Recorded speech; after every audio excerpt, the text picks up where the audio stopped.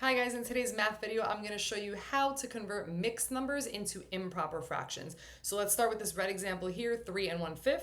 We're going to convert that to an improper fraction by following the steps I have in green. So step 1, denominator times whole number. So denominator is the bottom of a fraction. So we're going to multiply the denominator 5 times that whole number 3 to give us 5 times 3 is 15. The second step is we're going to add that product, so the product being 15, we're going to add it to the numerator being the top of a fraction, so we're going to add it to 1. So that gives us 16 as our new numerator. The last step is that we're just going to keep the denominator what it was. So our denominator was 5, and it's going to remain 5. So 16 over 5 is the improper fraction equivalent of the mixed number 3 and 1/5.